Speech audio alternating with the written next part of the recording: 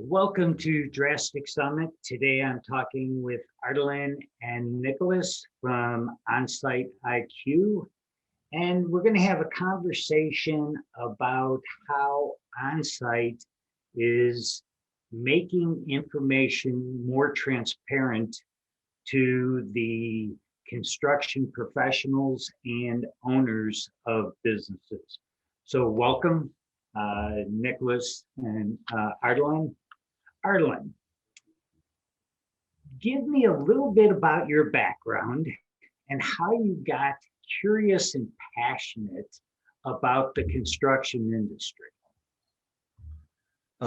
Sure, Steve. First, thanks so much for having us. Really appreciate it. So my name is Ardalan Khosrowpour. I'm the CEO and one of the co-founders at OnSiteIQ. How did I get into this mess? My family owns a construction business, right? My dad's a general contractor, and I've been on a job site since I was 7 years old, being around construction equipment, had a passion for construction, just being very close to it. And I ended up studying civil engineering. So went to University of Illinois, Urbana-Champaign, studied construction management. Halfway through, I've noticed, oops, construction is pretty old school, and experience is what you need to really be able to execute well. And then I was looking for an edge and a different angle to the construction industry. At a time, there was no AI or computer vision in the construction industry, but I started taking computer science courses, specifically focused on AI and computer vision, and started doing research around tracking workers' activities, so on and so forth, on a job site. That was the first time where I moved from your classic construction mentality to a possibility or the dream of construction tech, right? We're talking about deep technology here, not just software, moving a floor plan to a tablet, which at a time was a well-developed tech. And then after that, I got an opportunity to get my PhD at Virginia Tech, where I was working at the intersection of AI and built environments. And that gave me more opportunity to drill into the tech side and applications of artificial intelligence in the construction industry and built environment. And when I was graduating, here's a funny thing, it was still too early. There was no computer vision or AI in construction. So I had to face this decision where, hey, I knew I didn't want to become a professor, right? It didn't make sense for me. Either go back to the industry, which practically meant I spent 4 or 5 years in school learning AI, and then I'm just throwing it away and going back to the industry. So there was no need for it. Or move to New York and start something new. And that was actually my advisor, John Taylor, told me, hey, why don't you just go to New York and build something? It doesn't exist, so that's a great opportunity. I was pretty much clueless. So I moved to New York around 5 years ago, and Cornell has an entrepreneurship campus in Manhattan. And that's where we started a company. They have a program called Runway for people with deep technology background who want to start up a company, right? That has a different, deep tech companies require different support system than just building a quick software and workflow software companies. And that's where we started. That's how I met, and where I met my co-founder and our CTO, John Mullis. He's a Cornell grad, background in computer vision and computer graphics, worked at SRI, Stanford Research Institute, for more than 10 years, where he was a tech lead on the team who built the equivalent of Google Earth for the military. So drones flying over the war zone, they would cross-compare the scenes to detect IEDs in Iraq and Afghanistan. John had left SRI at that time, so we got together and essentially we brought the fundamentals of that technology to the construction industry, and that's how OnSiteIQ was born. So when I worked at Caterpillar, it was people like you that I feared, because you looked at the industry from a whole different perspective, and you weren't so dyed-in-the-wool in the industry that you couldn't see it needed to be fixed. And like I say, is now I respect people like you. Before I used to fear you being in an old world type industry like Caterpillar and construction equipment. Nicholas, tell us a little bit about you. Yeah. So my interest in the construction industry started. My great-grandfather and my grandfather were both builders, contractors in London, England, which is where I was born and raised. My father was also in the industry, and he was became a chartered, what we call a chartered QS. And I followed his footsteps in the mid-80s after I left school, got qualified, and whilst working full-time in a professional office, so I had the best of both worlds. I was getting paid, I was getting education, I was getting work experience. So recessions come and go, and I left England in '89, I think it was, to Australia, which led to a career in the Middle East, in Dubai, Qatar and Dubai, and I was part of the team that built the Burj Al Arab in Dubai, which was very instrumental and a great training ground for me. And from that, because of that project, it led me into some very successful careers since then, notably with Marriott, Wyndham, and more recently as a managing director for citizenM. Now, even in my Marriott days, they were very slow with technologies. So in efforts to protect their assets, and they have thousands and thousands and thousands of hotels, of which they build and which they renovate and which they convert. So they have big teams, they have a lot of owners doing a lot of stuff. They have some big teams doing a lot of stuff.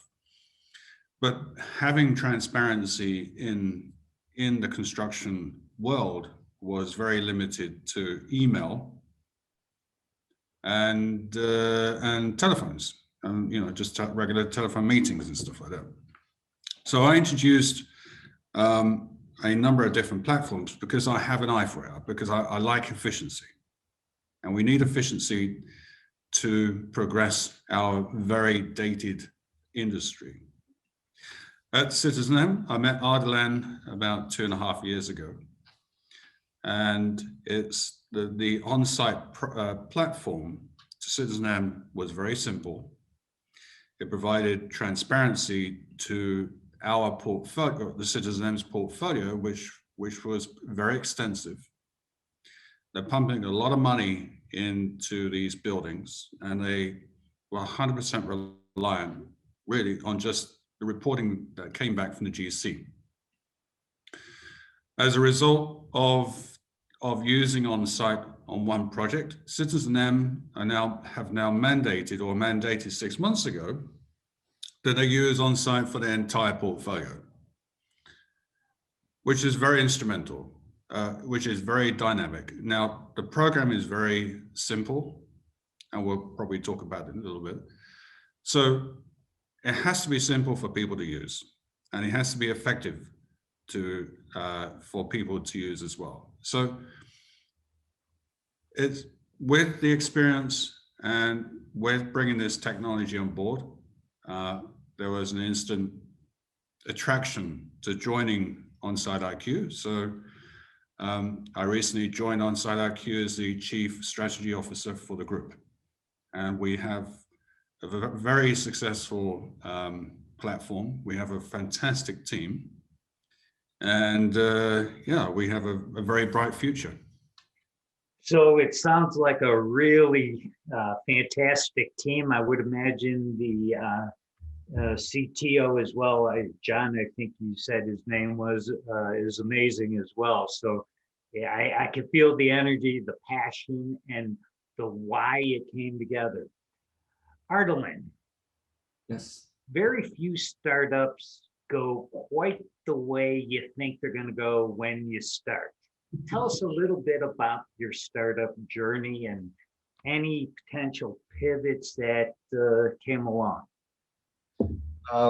Sure, absolutely. So I'll start a little bit further back when you mentioned having a fresh perspective helps to look at the industry in a different way, but that just gives you a new perspective and vision and view when you want to execute on it, right? The reality is sometimes different. There are logistical issues. There are a lot of details where you need someone like Nick with that level of experience to come and guide us, and that's why what we need that support as well to put all the pieces together. Now, early on, when I started, my simple approach was go to target to as many people as possible and learn, right? And being from a construction background, my natural inclination was to talk to the general contractors. Now, what was the process when we started, right? The majority of people would use their phones and take photos. It goes to a Dropbox, and then that's it, right? Good luck going and retrieving those images. Where did you take it from? Which floor? So on and so forth. And there was service providers who would send professional photographers to your job site to take photos. And then I was looking at it as, okay, documentation, right? I still hadn't landed on a fact that transparency is an issue. I just knew people are documenting the site. Through those conversations, the initial idea was, hey, we can do this so much faster. So I go to a couple of general contractors that I know, and so we start launching pilots with them. And they love the technology, like, oh, this is great, amazing. And we keep working with them using the platform, follow-up sessions, walking them through how this could help them. And then when the conversion time came from, hey, now we're moving from pilot, we need to get paid, right? You guys tested this platform, get it, we're a startup, you guys wanted to make sure. None of those pilots converted, and got to a point where I got very, very disappointed and angry. Went to one of these executive project execs and told them, okay, I don't care that you guys don't sign, but you have to tell me why you don't sign with me. Like, why is it that you guys are not signing a contract? Because there's value there. You just said this is amazing. So what's the problem? And this is, by the way, 3 years ago. It's not really in a distant time. It's recent. And so this person is like a mentor to me, and they help. It's like, hey, here's the issue. Everyone's worried about the amount of documentation here because we're afraid this data will be used against us. And so I tried to drill down and ask more questions. And the conclusion was, again, from a GC perspective, look, our exposure and liabilities through the roof, right? And the more we document, the more we have to lose. And I just asked them, who's going to use this against you? And then the answer was owner. That was the moment where the whole industry just came crashing down for me. It's like, okay, this is pretty messed up. So I went to the other GCs that we had pilots and asked the same question, and every single one of them confirmed the same thing. That's when I learned, okay, there's a transparency and trust issue in this industry, and people are trying to hide things from each other, right? Good and bad. So I went to the owners. I pitched the same thing, and it was incredible. They started pitching back to me how they could use this to hold the contractor accountable and know what's going on a project. And that's the moment we started feeling, okay, there's something here, and we signed the contracts without pilots. And then it just took off to this day where we're working with really good developers like Brookfields of the world, Boston Properties, Michael's organization, Zom, Avalon Bay, and many, many others in North America. That's really amazing because, once again, going back to my Caterpillar days, and I'm sure you're familiar with the term failure modes effect analysis, FMEAs. And we used to do FMEAs to look for the weak spots. And as you say, the lawyers came after us saying, why are you documenting all the weak stuff? Well, you could also argue the fact that if you didn't show that level of rigor, then you're negligent for not. So, you can almost push the subcontractor to say, you know what, if the owner finds out anyway, you should be doing this stuff. So, don't be afraid of the transparency, which, everyone should be transparent and everyone should be given data. But I thought that was kind of very interesting, the analogy between construction and manufacturing. So there's a lot of parallels there. Transparency is a huge issue in data.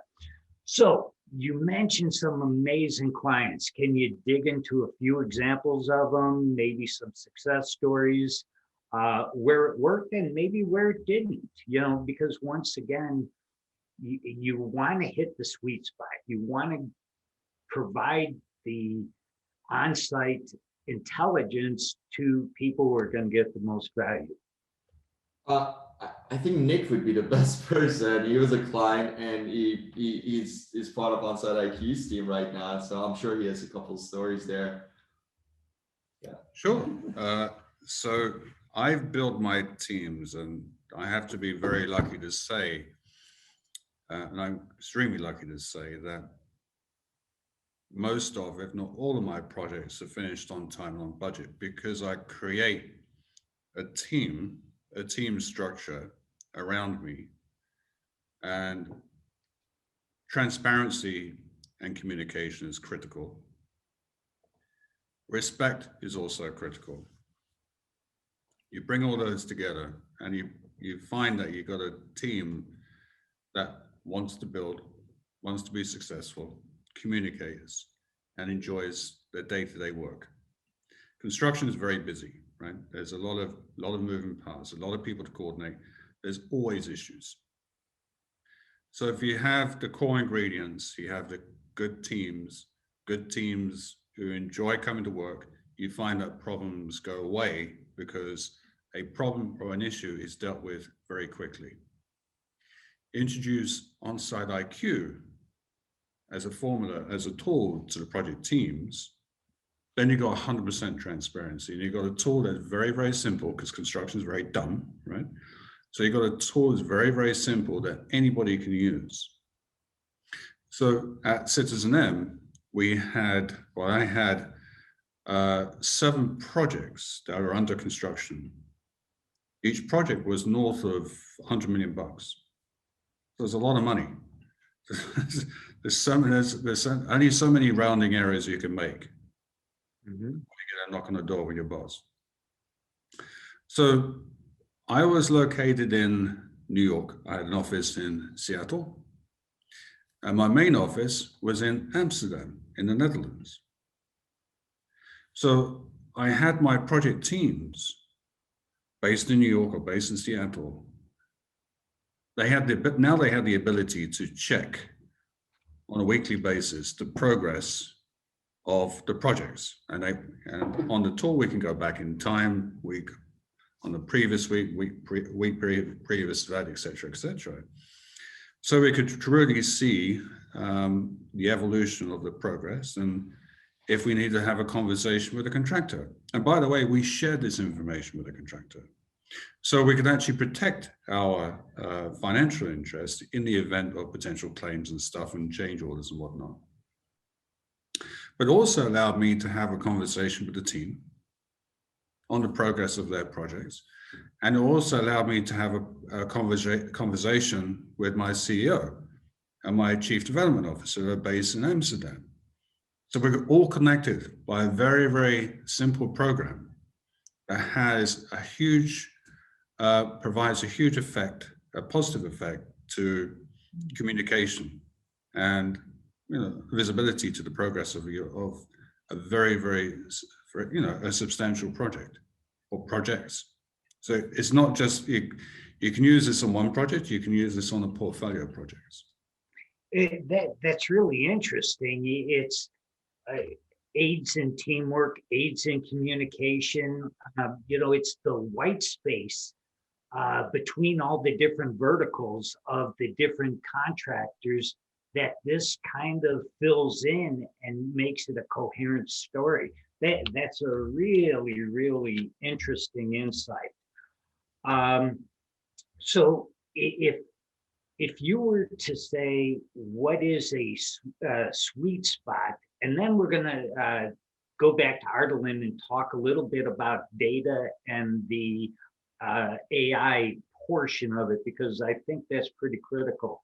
But I love the human aspect of what you just said. It's not just a tool, it's a team building tool. And I think that's really amazing. It's not meant to beat people over the head. It's meant to bring people together. And you can have a very organized meeting over live data based on real-time progress on a construction site. Our mission is providing transparency to the global development world. So we can do that. We've proven that we can actually do that. We can have a project in Miami when you're based in New York and have a conversation with your team in Amsterdam. Just the ability to do that, so people aren't getting on planes and traveling hours and jet lag and all that wasted effort is seamlessly taken away. And also, Steve, I didn't mean to interrupt. You got real-time information that is documented every week. So you can go back in time. So if there's a problem in room 212, as an example, in today's world, no one's going to remember what happened when the ductwork was installed in room 212 6 months ago. Forget about it. There's probably a library of photographs which haven't been annotated, that haven't been dated. They're in some storage disk drive somewhere. Mm-hmm. Now with OnSiteIQ, you can go back. You can see who installed it. You can see when it was installed. You can see the quality of the installation. So if there's a leak or something, you can go back in time and figure out, okay, well, was this installed correctly or not? And what I heard is as built is rarely as drawn. And when you peel back the onion, you can see the as built as opposed to as drawn. Well, you know this, Steve, you're in the industry too. And as at the end of a project, the subcontractors owe the contractor and the contractor owes the owner a set of as-built drawings. Well, yeah, I mean, they're just a bunch of, it's the CD drawings marked up in red with a red pen. That's basically what it is. So are they an accurate representation of what was installed? Possibly. Complement that with actual video or documentation of what was installed throughout the entire building. And we're not just talking about a photograph here and a photograph there. We're talking about 360 coverage over the entire building, week after week after week. Excellent. Okay, you're amassing huge amounts of data, not only on the individual projects, but on your entire portfolio. Mm-hmm. What are you doing with all that data? We have a storage cabinet. In the big blue sky. I'll let Ardalan know. So, very good question. Steve, I told you what the state of the industry was 3-4 years ago.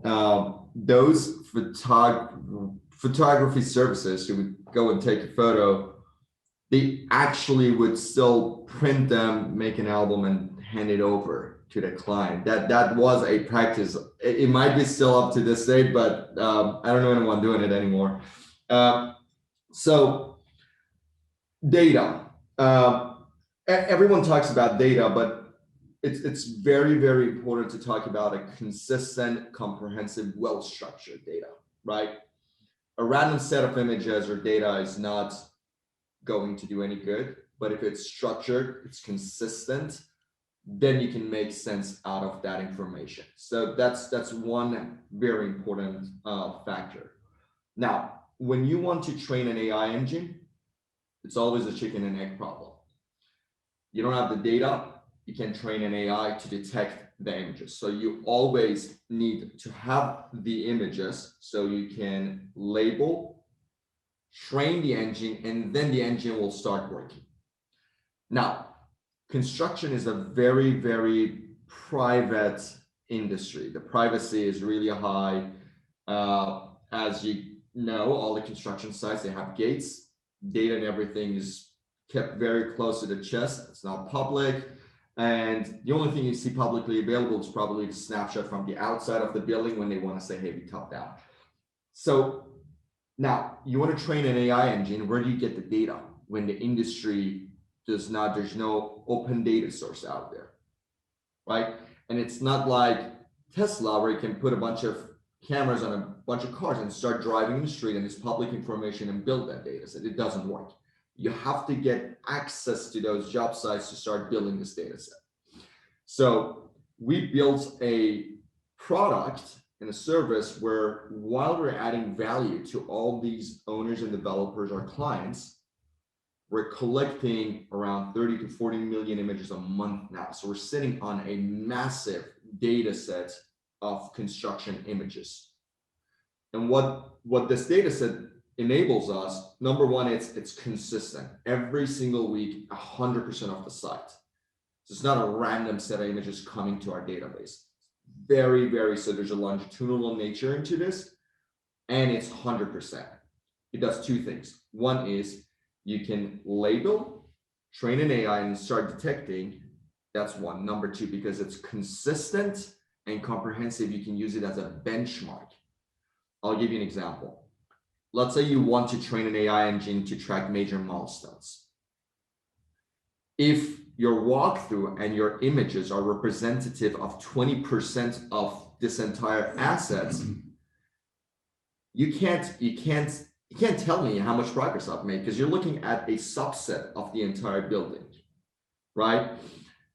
But if you every single time are capturing 100% and you're consistent, now you're looking at the whole asset and you can exactly project, hey, 75% completed. And that's one of the reasons we do the data collection for owners, because now our AI engine can track major milestones. We can identify objects that will impact the quality of the asset, water intrusion, for example, as one.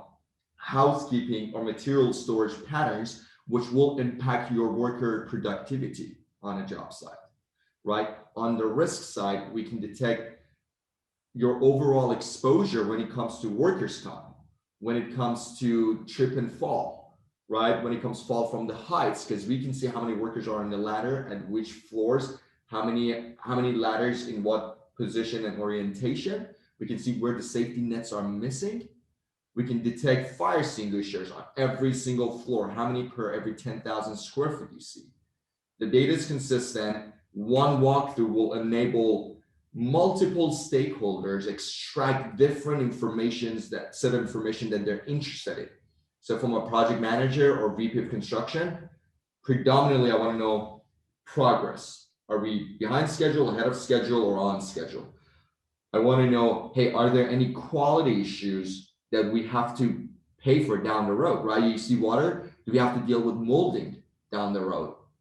If it is, let's fix it right away. Or if I am an insurance carrier, I'm a director of risk, I want to know what my exposures and how good or bad these different projects been maintained by the general contractor. That's very important, right? God forbid somebody dies on a job site, the first thing will happen is shut down the job site for a while, right? And then you have to go through the whole investigation. It's lose-lose for contractor, for owner, for the poor worker who got hurt. And I agree, a lot of people talk about safety has to come from within and there's a cultural issue to be fixed. That's one part of it.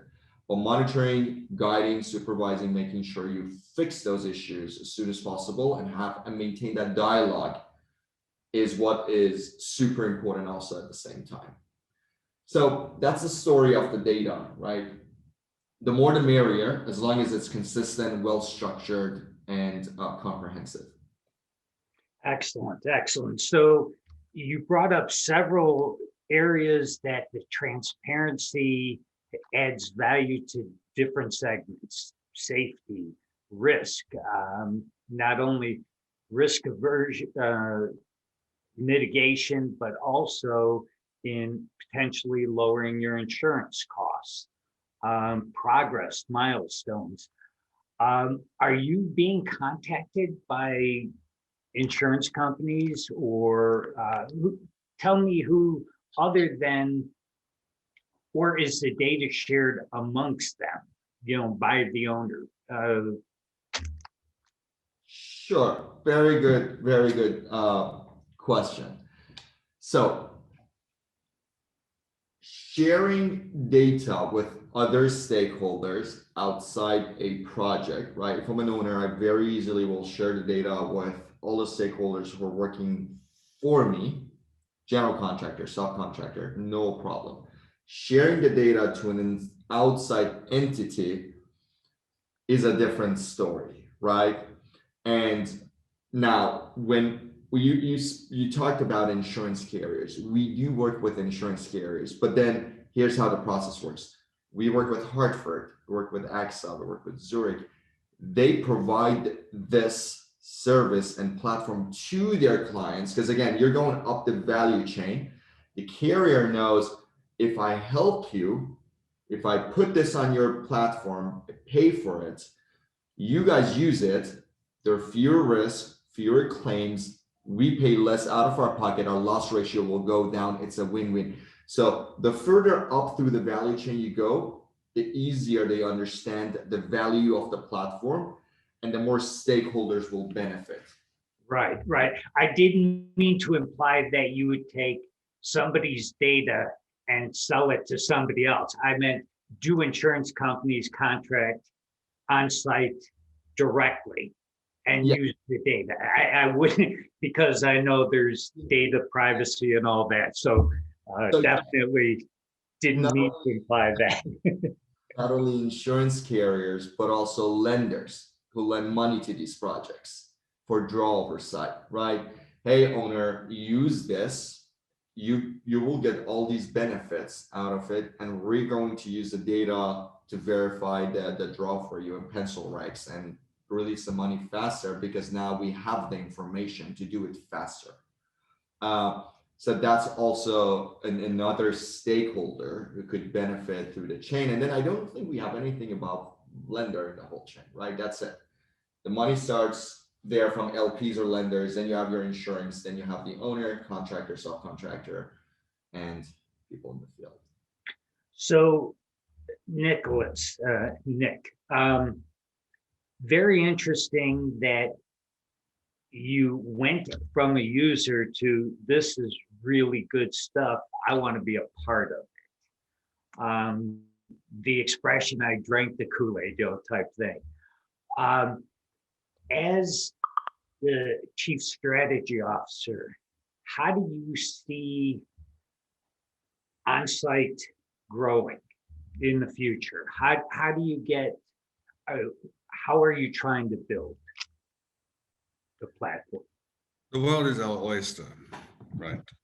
So it is a very, what I mentioned before, is the construction industry is very dumb, right? They had dumb people like myself trying to build very complex buildings. You got a lot of people, you got the architects team, you got the contractors team, you got the subcontractors, you got the owners team, all trying to communicate.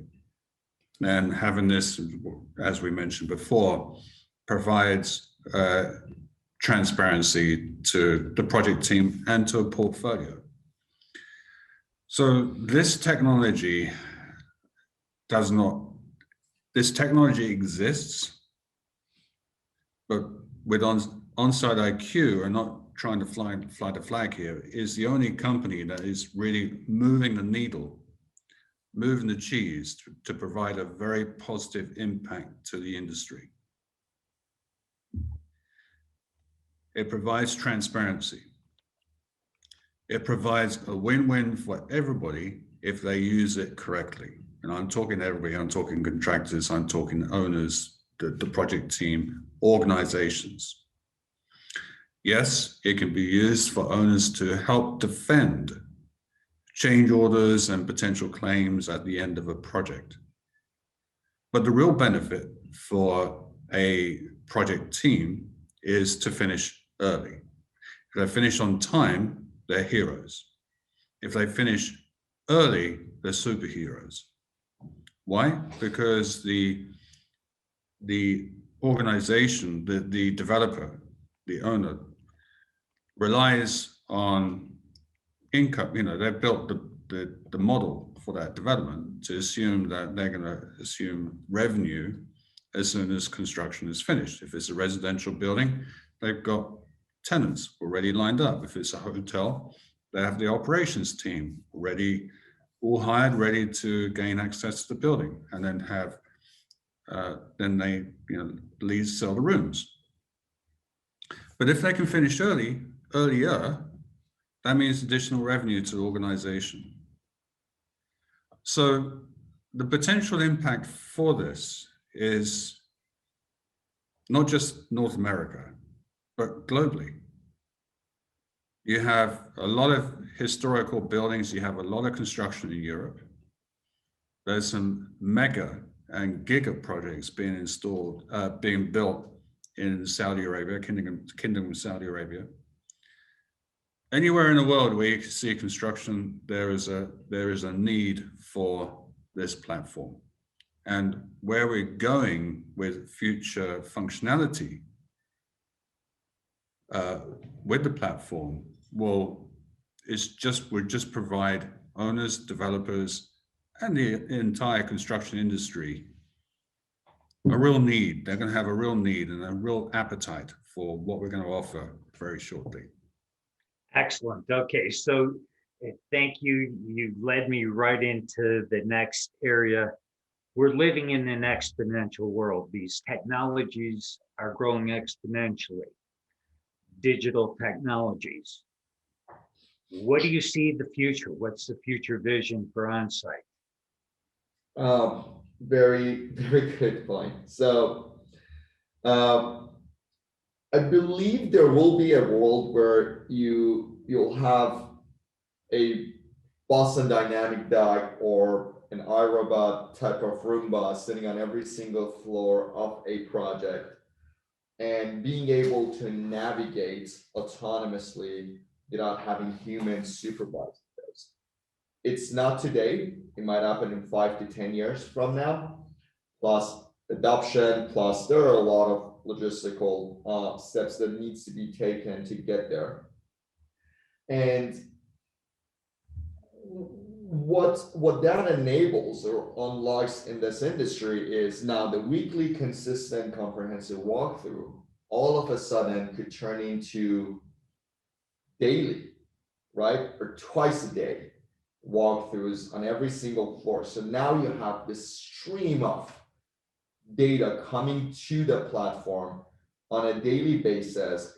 And imagine having the ability to real time update the progress, update the quality issues, and then assess the risk every single day. So now you're living in an era where the field gets connected to the office, right, in real time on a daily basis. And that lag of information flow, right, historically, it'll take a month to 2 months for information to flow from the field all the way to the owner.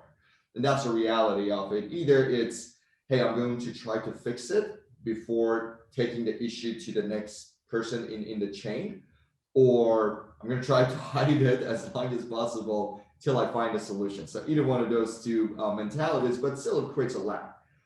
Now, that lag has a consequence, which means the later I know as an owner, the less I can help you. By the time I get there, it's too late. We already lost a month. Now, imagine that month becomes a day. So instantaneously on a daily basis, information flows up and you have this early leading indicator that tells you, hey, the project's slipping behind schedule, act now, instead of wait for a month for the foreman to tell the super tells the project execs telling the PM's bringing to the VP of construction. That's a whole month or two, right? It's too late. It's too late already. And let's say on a $100 million project, every month, you're losing $2 million in carrying cost plus your loss of revenue. So by the time information gets to you, you've already lost $2 million. You're hoping that you don't lose the next $2 million. So now let's make this entire process so much faster, like they've done in other industries, right? Digitizing an industry not only helps with productivity, but that flow of information becomes so much faster, and that gets the machine going, right? Really, really fast. That's why manufacturing has been so successful, because they could streamline this process incredibly well, and the information flows really, really fast, right? You have a QA/QC issue on your line, it gets flagged right away. The whole company has a dashboard that they see, hey, how many defects do you have on this specific line, right? It's not the case in construction yet, but there will be a future when we get there. I like that. And the fact that you're training your AIs now because you're getting data at a reasonable pace once a week, and multiple jobs. So you're able to train the AI. So the AI just keeps getting better. So when this going from almost like a batch process to a continuous flow, your AIs will be all developed. And so not only will you get the data, but then the analysis of the data on efficiency, quality, risk is just boom, boom, boom, boom. That's the vision. Data is king. So I'm an avid Formula One fan. I watch all the races. So back in the mid-'80s, Paddy Lowe, who was the chief mechanic or chief engineer for Williams at the time, he said back in the mid-'80s, they tracked 8 channels of data. Today, they track 18,000 channels of data in each of their cars. 18,000. So with the construction industry, you can, if you've got a repetitive project, or if you're building something that has a repetitive number of floors, somehow, some point, somewhere in the near future, with the right team around it, you can analyze that data so you can finish building quicker, more efficiently.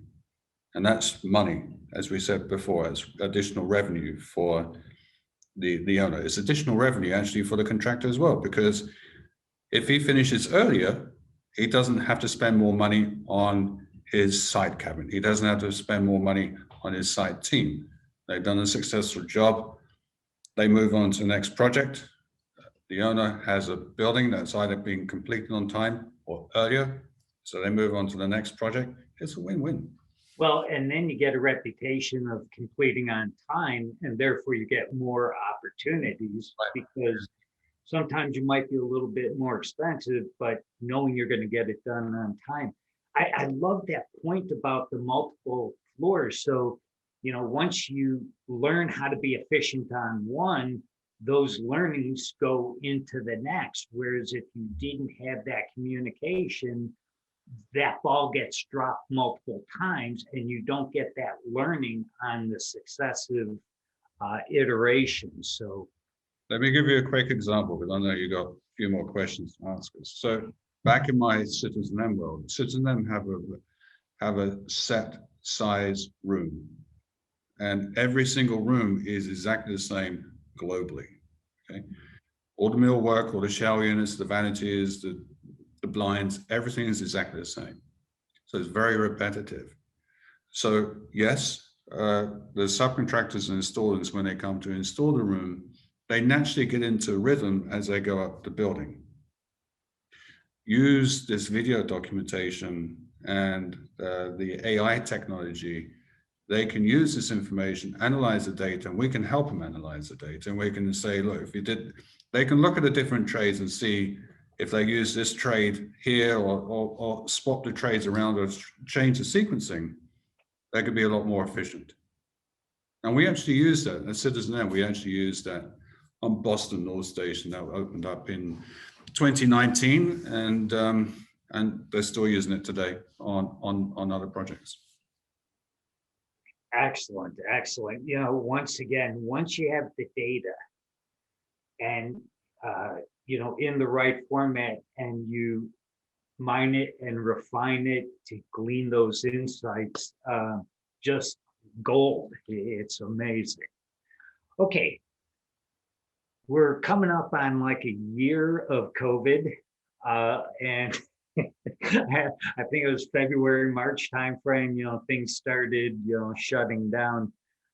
Tell me what impact COVID has had on site. Oh, very, very good question. So first, I think COVID's going to go away by the end of this year, meaning the restrictions that we have won't be in place as much. People will resume traveling.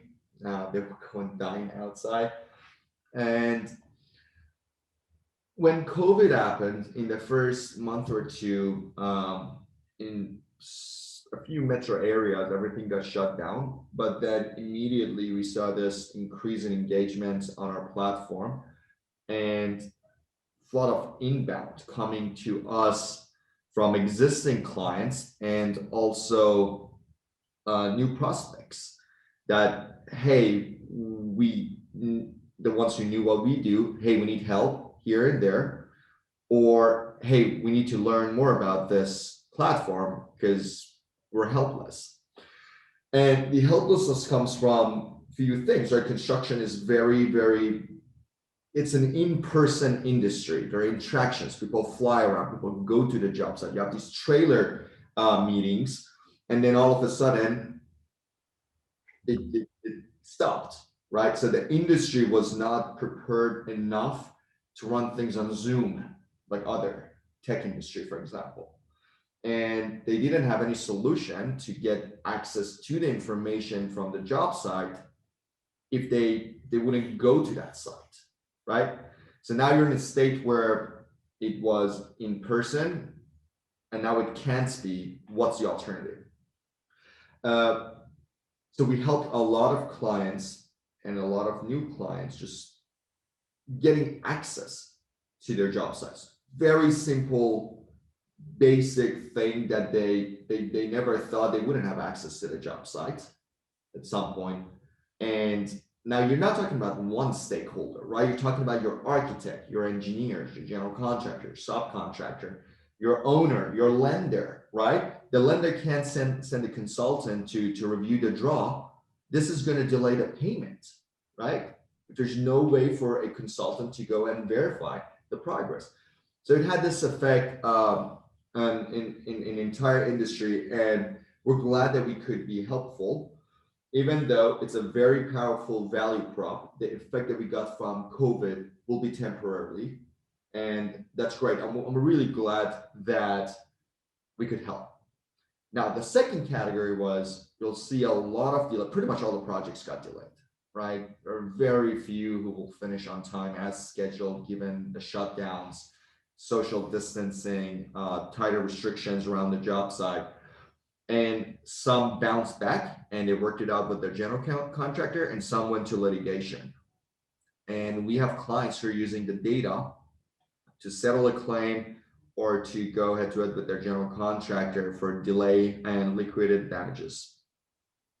Now, COVID just magnified the value props to an extreme where people said, oh, this could happen again. It doesn't have to be this bad, but there is a solution for it. So it helped us educate the market much easier, right?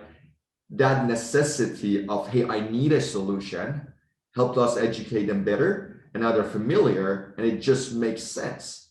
Hey, this should be on every single project. We didn't know it exists. And now we know. So let's use it over and over across the portfolio. And that was the impact. So we're glad that we could help the industry, but at the same time, I'm really, really happy that this forced the industry to look for solutions and get educated on it. I like that point, and the fact that a crisis never wastes a crisis, because that's the time you can act, and there's very little repercussions because it's a crisis situation. So now you have this amazing technology called OnSite. Will contractors see such value? It's like, why send people to the job site? All we need to do is send one, and we have this information.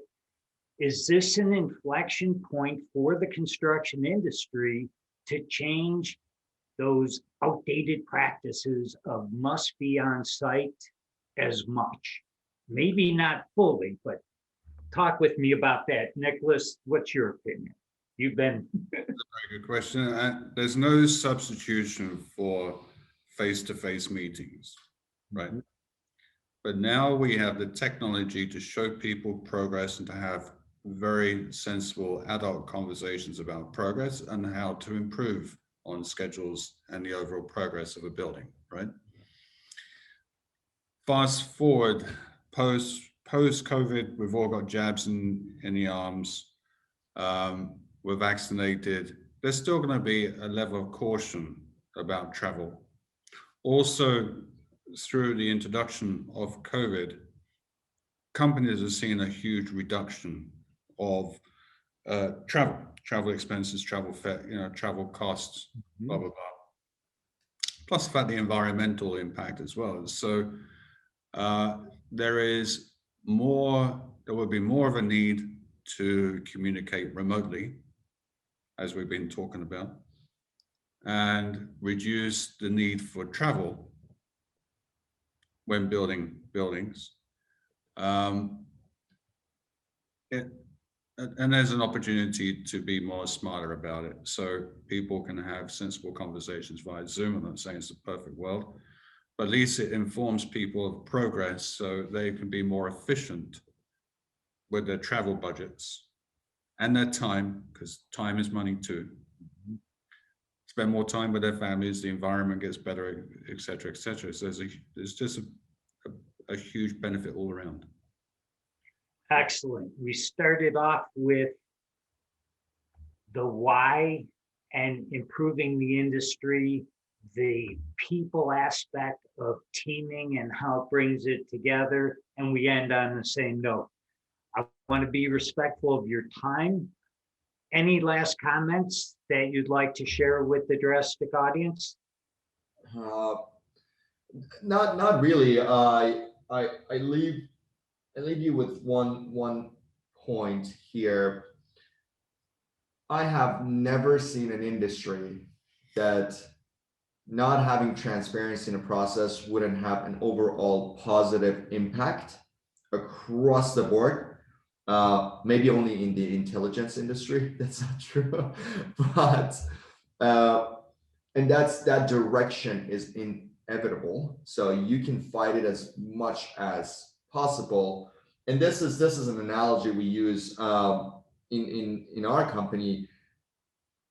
10-20 years ago, when you wanted to buy a used car, it was a very scary proposition, right? You had to take it to a shop, you had to inspect it, you didn't know the accidents, the record, nothing behind it. And then a company like Carfax came around.